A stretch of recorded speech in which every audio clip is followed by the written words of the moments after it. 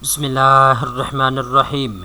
दोस्तों एफबीआर की जानिब से फाइलर और नॉन फाइलर के लिए टैक्स रेट 2024 जारी कर दिए गए हैं।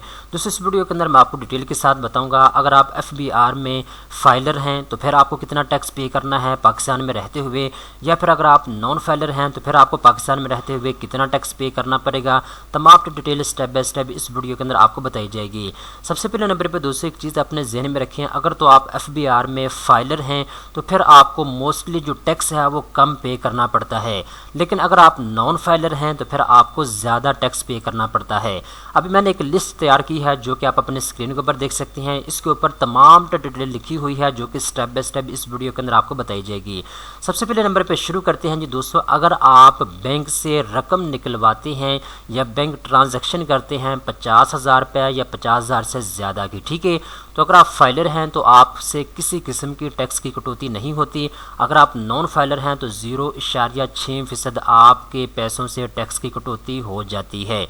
इसके बाद दोस्तों दूसरे नंबर के ऊपर अगर आप इंटरनेशनल ट्रांजैक्शन करते हैं डेबिट कार्ड से या क्रेडिट कार्ड से, ये उन लोगों के लिए है जिनका किसी न किसी बैंक में अकाउंट मौजूद है। तो जब आप ऑनलाइन शॉपिंग करते हैं या ऑनलाइन पेमेंट करते हैं, इंटरनेशनल ट्रांजैक्शन आप करते हैं, तो अगर आप फाइलर हैं तो 2% आपने टैक्स पे करना होता है। अगर आप नॉन फाइलर हैं तो 10% आपने टैक्स पे करना होगा, ठीक है।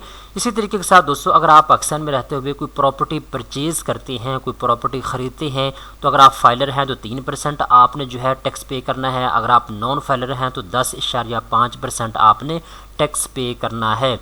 इसके बाद दोस्तों अगर आप प्रॉपर्टी की फ़रोख्त करते हैं, अगर आपके पास कोई प्रॉपर्टी है, आप प्रॉपर्टी को बेचते हैं, तो अगर आप फाइलर हैं तो 3% आपने जो है टैक्स पे करना है। अगर आप नॉन फाइलर हैं तो 6% आपने जो है टैक्स पे करना होगा। इसी तरीके के साथ दोस्तों अगर आपका किसी बैंक में सेविंग अकाउंट मौजूद है या फिर आपका नेशनल सेविंग अकाउंट मौजूद है, तो जो आपको प्रॉफिट मिलता है बैंक की जानिब से सालाना बेस पे, तो दोस्तों उस प्रॉफिट के ऊपर भी आपको टैक्स पे करना पड़ता है। अगर आप फाइलर हैं तो 15% आपने टैक्स पे करना है अपने प्रॉफिट में से।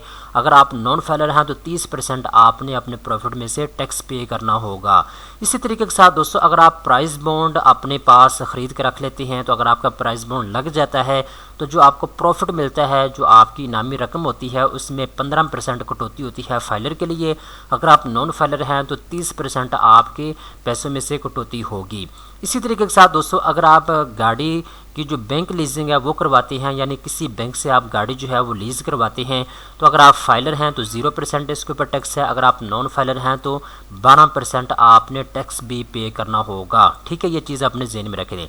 ख़ासकर वो लोग जो किसी न किसी बैंक से गाड़ी जो है माहाना किस्तों के ऊपर ले रहे हैं, उनको ये चीज़ याद रखनी चाहिए, आपने 12% टैक्स पे करना होगा अगर आप नॉन फाइलर हैं तो, ठीक है।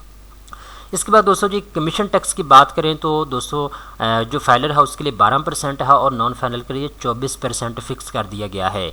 इसके बाद दोस्तों बिजली का जो बिल है इसके ऊपर भी आपको टैक्स पे करना पड़ता है। अगर आपका बिजली का बिल 25,000 रुपये या 25,000 से ज़्यादा आता है तो फाइलर हैं आप, तो फिर आपको किसी किस्म का कोई टैक्स पे नहीं करना पड़ता। अगर आप नॉन फाइलर हैं तो 7.5% आपको जो है टैक्स भी पे करना पड़ेगा। अगर आप बिजली जो है ज़्यादा इस्तेमाल करते हैं, अगर आपके घर का या फैक्ट्री का या किसी भी किस्म के आपने मीटर लगवाया हुआ है, अगर आपका बिल 25,000 या 25,000 से ज़्यादा आता है, अगर आप नॉन फाइलर हैं तो 7.5% आपने टैक्स भी पे करना होगा। इस तरीके के साथ दोस्तों अगर आप रेंट की आमदन आपके पास आती है, आपके पास कोई घर है या कोई और इस तरह का रिसोर्स है जिससे आपको रेंट की इनकम आती है, तो अगर आप फाइलर हैं तो 5% से लेकर 25% तक आपसे टैक्स की कटौती होती है। अगर आप नॉन फाइलर हैं तो 10% से लेकर 50% तक जो है आपसे टैक्स की कटौती होगी। ये चीज़ें आप अपने जहन में रखें, ठीक है। इस तरीके के साथ दोस्तों अगर आप गाड़ी की ख़रीदते हैं या फिर आप रजिस्ट्रेशन करवाते हैं गाड़ी की, तो आपको अगर आप फाइलर हैं तो 10,000 रुपये से लेकर 5 लाख रुपए तक का टैक्स आपसे लिया जाएगा।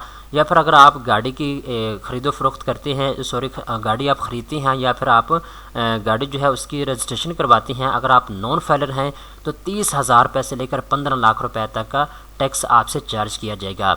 अब यहाँ पे दोस्तों ये चीज़ आपने अपने जहन में रखनी है, ये गाड़ी के ऊपर डिपेंड करता है कितनी महंगी आप गाड़ी ले रहे हैं, किस कंपनी की आप गाड़ी ले रहे हैं, क्योंकि कुछ बहुत सी गाड़ियाँ जो वो सस्ती होती हैं उसके ऊपर आपको जो टैक्स है वो कम पे करना पड़ता है। तो बहुत सी महंगी गाड़ियाँ होती हैं। अब पाकिस्तान में अगर आप बात करें तो 3-3, 4-4 करोड़ रुपए की भी गाड़ी है। तो ये डिपेंड करता है गाड़ी के ऊपर, कौन सी गाड़ी जो है आपके पास है उसके ऊपर फिर जो टैक्स की कैलकुलेशन है वो होगी। ठीक है, तो अगर आप गाड़ी ख़रीदते हैं या गाड़ी की रजिस्ट्रेशन करवाते हैं, अगर आप फाइलर हैं तो 10,000 से लेकर 5 लाख रुपए तक टैक्स होगा उसके ऊपर। अगर आप नॉन फाइलर हैं तो 30,000 रुपये से लेकर 15 लाख रुपए तक उसके ऊपर टैक्स हो सकता है। इसके बाद एक गाड़ी का टोकन टैक्स की बात करें तो अगर आप फाइलर हैं तो 800 रुपये से लेकर 10,000 रुपये तक इसके ऊपर टैक्स होगा। अगर आप नॉन फाइलर हैं तो 1600 रुपये से लेकर 20,000 रुपये तक जो टैक्स है उसके ऊपर हो सकता है। अब दोस्तों ये मैंने आपको एक चार्ट बना के दे दिया है, एक लिस्ट आपको बना के दे दी है 2024 में अगर आप फाइलर हैं या नॉन फाइलर हैं तो पाकिस्तान में रहते हुए आपने कितना टैक्स पे करना है। तमाम तर डिटेल स्टेप बाय स्टेप इस वीडियो के अंदर मैंने आपको बता दी है। उम्मीद करता हूँ ये वीडियो आपको पसंद आई होगी। इस तरह की मज़ीद अच्छी मालूमात हासिल करने के लिए चैनल को सब्सक्राइब कर लें।